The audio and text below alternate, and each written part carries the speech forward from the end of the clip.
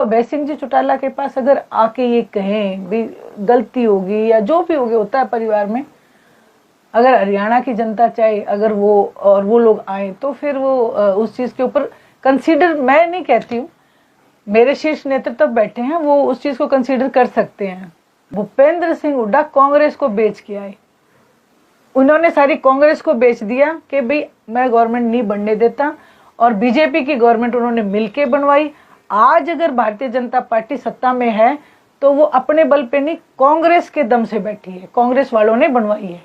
अगर B team नहीं होती तो नेता प्रतिपक्ष कब के चुन लिए जाते। अभी तक संगठन तैयार ना करना ये निशानी है, ये सबूत है कि वो बी टीम है। हमने अपना संगठन मजबूत किया। अभय सिंह जी चौटाला ने अभी आपके यहाँ पे भी मैं बधाई देना चाहूंगी कुणाल को, और हमारे पूर्व में भी हमारे अध्यक्ष जी बैठे हैं। ये फ्रेंडली मैच था जो पिछला विधानसभा का चुनाव था, वो कांग्रेस के साथ भारतीय जनता पार्टी ने हाथ मिला रखा था। और इस फ्रेंडली मैच को देखते हुए मैं तो यही कहूंगी कि विपक्ष के नाम पे तो इंडियन नेशनल लोकदल ही रहेगी।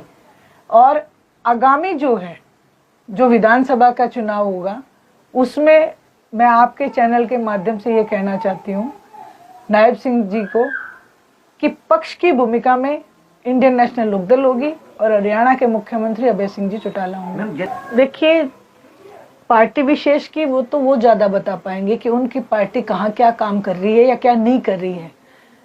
रही बात अगर एक आम जनता के हिसाब से अगर मुझसे आप प्रश्न कर रहे हैं तो मैं आपसे एक ही बात कहूंगी कि अपने एक कहावत है कि ताकती बढ़ती रोटी हाथ पर हाथ बढ़ जाया करे, तो वो उन्होंने कोशिश की। एकदम से आए आदरणीय चौधरी देवीलाल जी की नीतियों को लेके उन्होंने लोगों से वोट बटोरे।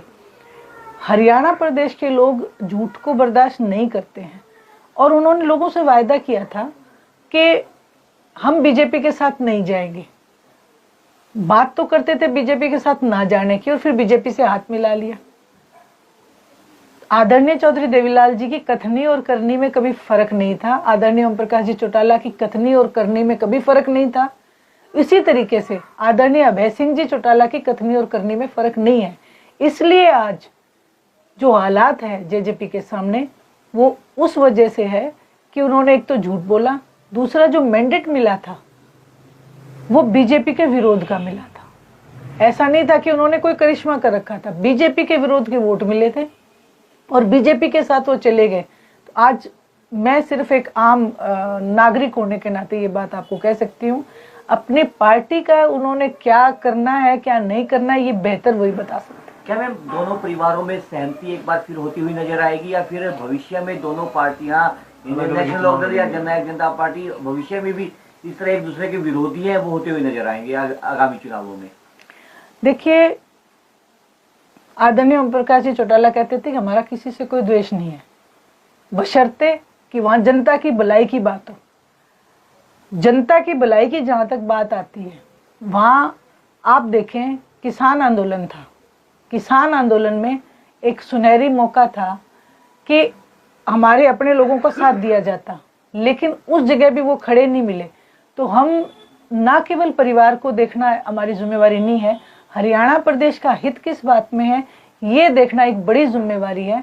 और इस हित को देखते हुए और जिस तरीके की एक्टिविटी जो रही जेजेपी की देखते हुए मैं यही कह सकती हूँ कि जब राजनीतिक महत्वाकांक्षाएं बढ़ जाती हैं तो ये जो समझौते वाली बातें हैं ये दूर होती चली जाती हैं।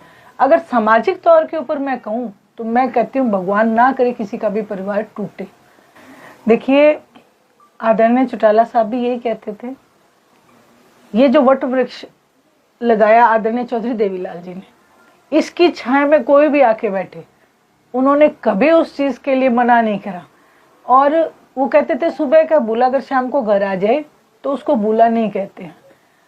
आज उनके पास ये मौका है, ये जो वट वृक्ष है इंडियन नेशनल लोकदल का, वो अभय सिंह जी चौटाला के पास अगर आके ये कहें भी गलती होगी या जो भी होगी होता है परिवार में, अगर हरियाणा की जनता चाहे अगर वो लोग आए तो फिर वो उस चीज के ऊपर कंसीडर, मैं नहीं कहती हूँ, मेरे शीर्ष नेतृत्व बैठे हैं वो उस चीज को कंसीडर कर सकते हैं।